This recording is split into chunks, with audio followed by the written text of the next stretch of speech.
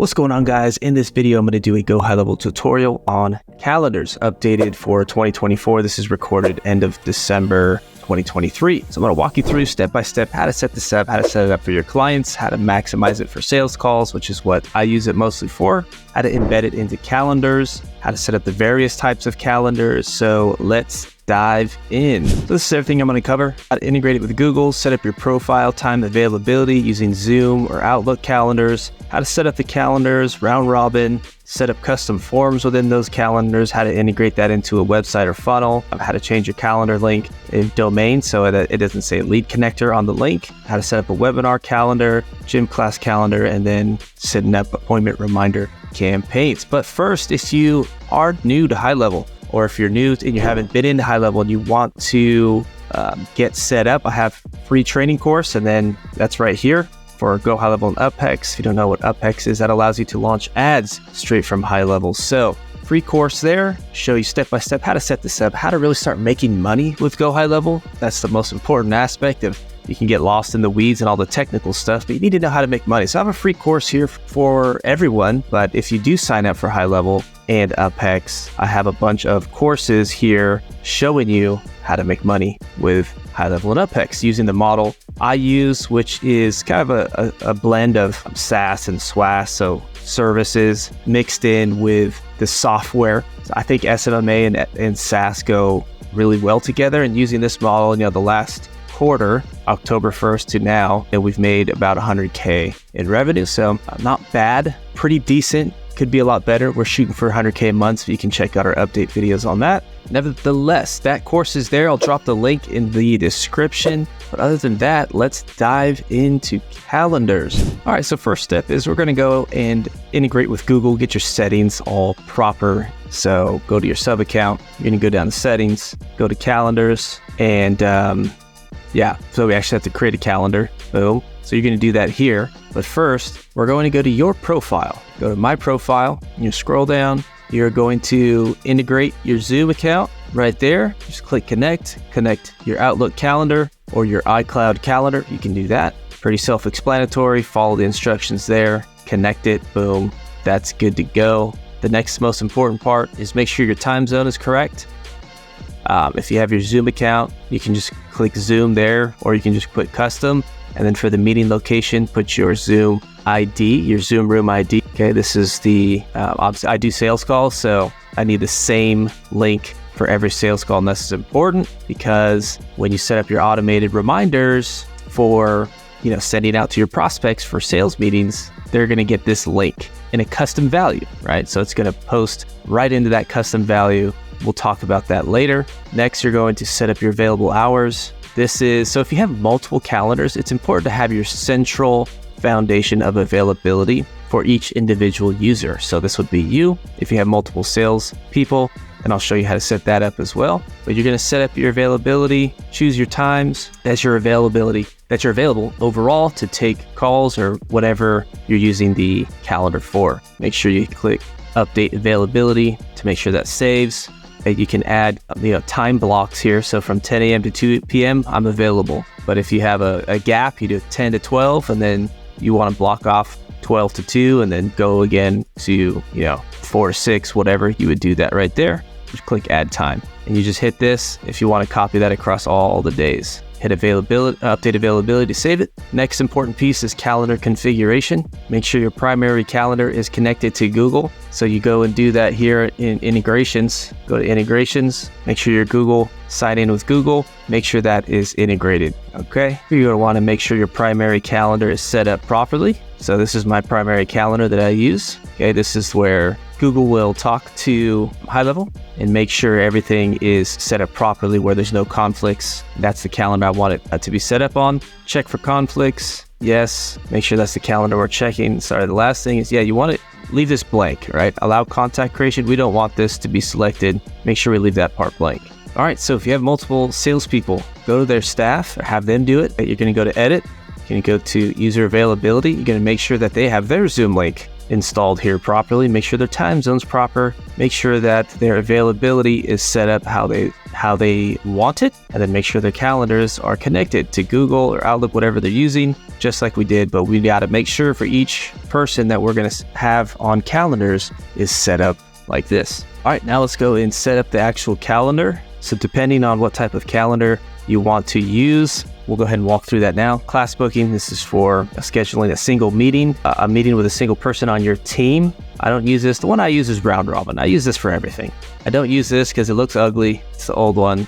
Collective booking is pretty new. This is kind of cool. So if you have group meetings, like let's say support calls, right, that are with multiple people, that's the big difference. Like if you want to have 2 or 3 people on your team all get scheduled on one call, then this is the one you would want to use. So if your clients are going to book support meetings and you have them like every week, 3 times a week, and it's not going to be with one person, it's going to be with multiple people. So use collective booking because that will put all the users, the 3 people on your team, on that one call so that everyone will be on the meeting. So for the sales example, I'm going to use Round Robin. Let's say you do an sample, and you're going to select a team. Let's say you have 3 people. Boom, go ahead and select them.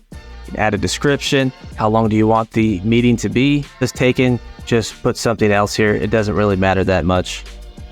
Put the availability here, and then we're going to confirm. Boom, that'll set it up, and then we're going to go and edit it. So we want to go into the more advanced settings here. So you're going to go to click that drop down menu, click edit. All right, this is where you're going to dive into the details. So the description's important because this is what people will see if you send them the calendar. So this is what it's going to look like. The description is going to be right here, and this is the title. So if you send this to somebody, this is what it's going to look like. So it's important to have a good description, especially for your clients. Like we work with dentists and orthodontists. So in the description here, I'd put free Invisalign consultation. Please choose a time, and then be on the lookout from someone from our team to confirm the appointment. Something very descriptive, shows them what it's all about. And then, so High Level updated this a while ago, and I love the edit. It just looks way better than the old calendars. So let's go back to the settings, meeting invite title. So contact name, and then I would put the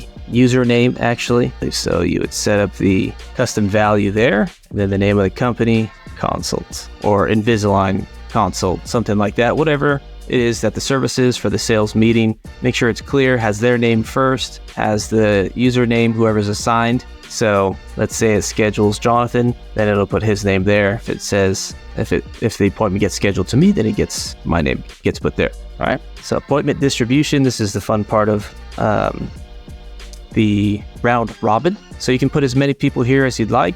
You can set up the priority, and then once again, just put the Zoom link here for the meeting. All right, you can also just have it if it's connected to the Google Meet or Zoom. You can just do that. I just like to put custom, and I like to put my Zoom link here just to double check and be safe. All right, so let's talk about priorities. So if I know John is closing better than Adam, which is me, right, I would put him as a higher priority, and then I would put me as a low priority. You can set up the priority so this person is going to get the majority of the calls. If they're both the same, then it's just going to round robin one to one, and it's just going to evenly distribute the appointments. Okay. Availability. All right. Custom, standard. I use standard for sales calls. Pretty straightforward. Choose the days and times that are available for the sales call. Or wouldn't use this. Meeting interval. This is how it shows on the calendar. So like the interval, I just usually leave it at 30 minutes or 5 minutes. It doesn't matter too much. The meeting duration, how long is the meeting? Minimum scheduling notice. This means how far out can someone, how soon can someone book with you? All right. So if you're doing sales meetings, you don't want someone to be able to book with you like the same hour, right? So I usually do this to 1 day. That way, at least they can't book same day. If you want them to book same day, then you can leave that, you can do that 4 hours, at least give you a 4-hour notice for someone to book, right? So hopefully that makes sense. Date range, this is how far out someone can book. Now for sales meetings, it's usually 7 days max for someone to be able to book. I usually keep it like 4 or 5 days for self-scheduling for, my agency. I would usually do this like 4 to 5 days. And then maximum bookings per day. How many people do you want to be able to book per day? If you want to limit that, you only want to do 1 appointment per day, then you can just cap it out there, whatever you want. Maximum bookings per slot. per user. So this is how many people can jump on that one call.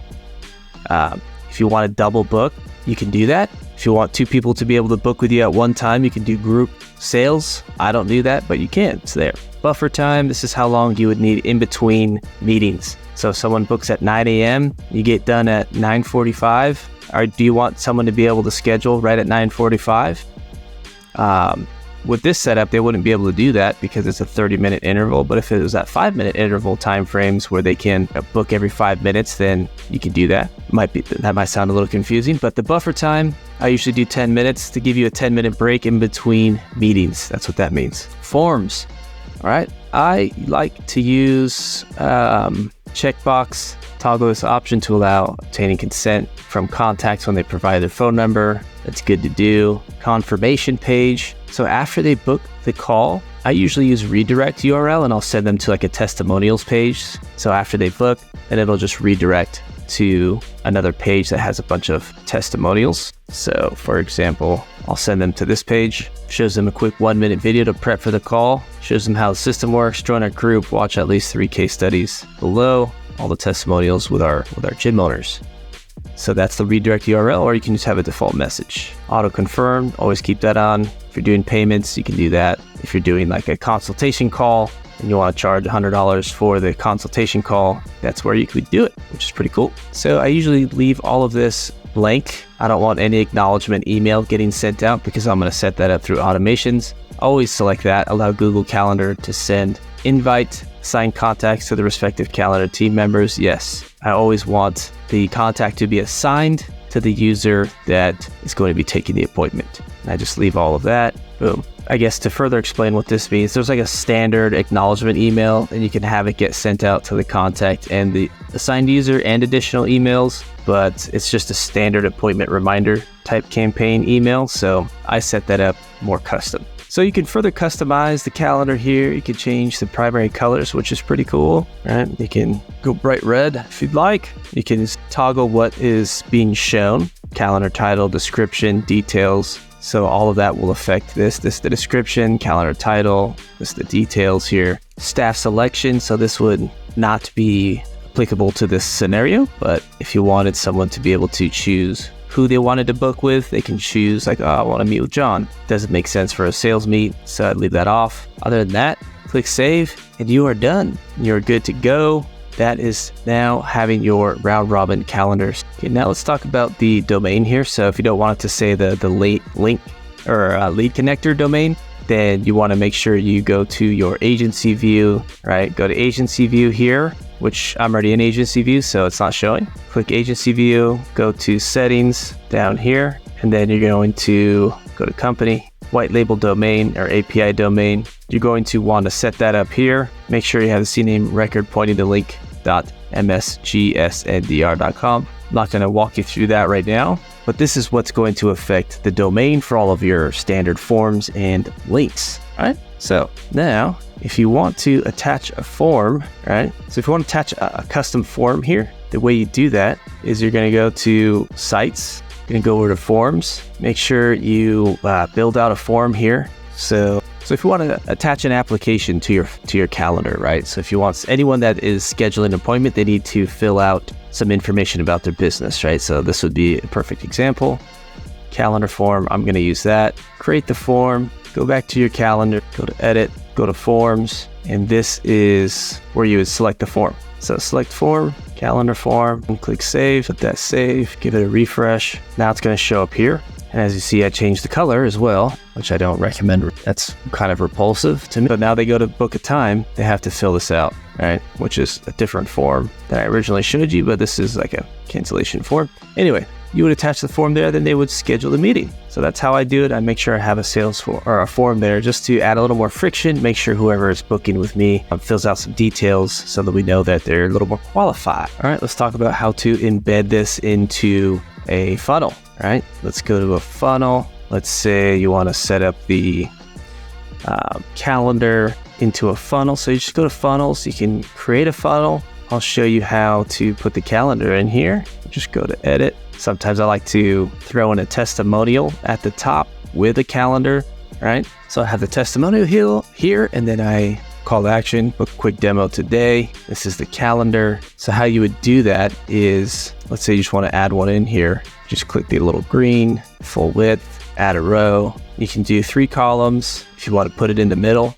All right, so then add element, then you just scroll down to type it in, easier, calendar, select the calendar, boom, and it's right there. Now you can, if it's in the middle here, you can customize it like this, make it as wide as you want, or as narrow as you want. I like it to be full frame, boom, and that's how you would do that. That's how you add the calendar, definitely not saving that. That's how you embed it into a funnel or a website. All right, let's talk about the automations for appointment reminders. All right, so you're gonna go and create a workflow. You can start from scratch, or you can choose one of the pre-built recipe, appointment confirmation reminders, which is fine. I'll just show you what I've built that I like to use. Have a little customization there. So go to book call. I have at the top here, I have the trigger, which is anyone who books on this calendar that is confirmed. Event type normal, appointment status confirmed in calendar, Lucky Leads AI for gyms. This is creating an opportunity, so this will add them to the sales pipeline. I have a webhook here that allows me to send it to a Google Sheet where I track my cost per booked call, remove from workflow. I have an opt-in here, so a percentage of my leads that come in aren't booking calls, so I have an appointment setter campaign that follows up with them. We obviously don't want them to continue to get messages like this that are saying, hey, do you want to book a call, when they already booked a call. So I have to remove them from that workflow. I add tags, internal notifications. So this is going to be to the assigned user, letting them know, hey, you got a booked call, this is the time. And then this is going to go to the prospect. Always put the custom username, custom value there, custom value user email, and then a quick subject, Zoom link for the call, right? And then it'll just send them custom values here. Hey, first name, this is user. So based on who the appointment got scheduled with, here at LuckyLeads.ai, got you down for this time. Here's the Zoom link for the quick demo call. So this is the appointment meeting location. That's why it's so important to have the Zoom link set up properly in the first steps we covered.